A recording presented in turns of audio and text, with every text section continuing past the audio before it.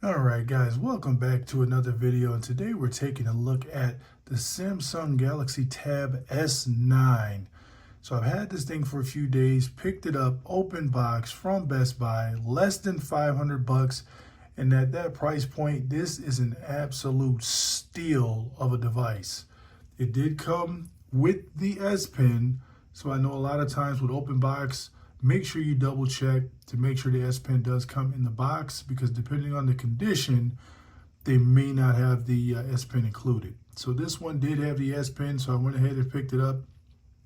I don't have the keyboard case just yet, but since I've been playing around with it for a few days, I do already have some impressions of the device itself. So we'll try to break this down in a few different categories. Obviously, with this newer model, it now has a IP rating.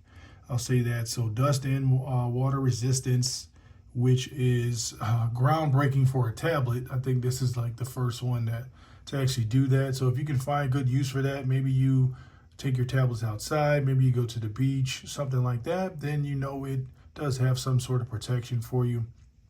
But outside of that, the build quality is excellent on this device. This is an 11-inch display. I do have for reference here the 11-inch iPad Pro, so you know just the ratio is a little bit different on this Tab S9, a little more narrow. That is good for some, not so much for others. I do enjoy my tablets in portrait mode. That is why I've always preferred the 11-inch iPad over this one. But there is so much going for this device. So if you guys follow the channel, you know I am a huge fan of the Tab S6. That was one of my favorites, if not my all-time favorite of Android tablets. The speakers were great screen, and this was back before the 120 hertz refresh rate. So now we fast forward to this Tab S9, we do get the AMOLED display, we get 120 hertz for the refresh rate, we get amazing speakers. So that was something that the Tab S6 had that I have been waiting to see come back. Amazing sound coming out of this small tablet. When I tell you the speakers are loud and full, they are definitely loud and full. I find this tablet is actually a little louder than my iPad 11. Now for some, I know you're going to use earbuds and whatnot, Bluetooth speakers and all that good stuff for your sound, so it doesn't really apply to you. But for those that like to enjoy their tablet without a headset here and there, then you're going to be pleasantly surprised by these speakers. So does have the Snapdragon 8 Gen 2, so it absolutely performs like a beast. I haven't had it, shut down on me or have any hiccups and things like that. I've tried out my favorite games, as I always do. They work flawlessly on this device. So as far as performance, you won't have any issues there whatsoever.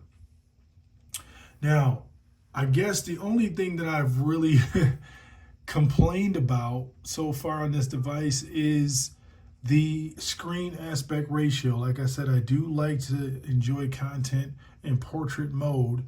So when I first started playing around with the device, I ran into a snag, and I'll kind of show you guys here.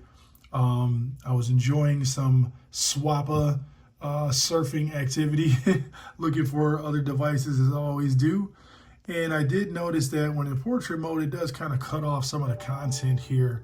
Like you're usually able to see the condition of the device. And there you see you have to scroll a little bit. But since this is an Android tablet, I started playing around with more browsers, and I did pleasantly find that the Samsung Internet browser has been greatly improved. And as you can see, it has the content where I can see the condition of a device right there without a swipe. So that definitely does help in the portrait mode when utilizing this device. So it's probably because of the text is smaller with the internet, but that is fine with me as long as I don't have to swipe or twirl around as much just to get the same content I would normally get on my iPad. So I do encourage those to go ahead and try out a lot of the different browsers.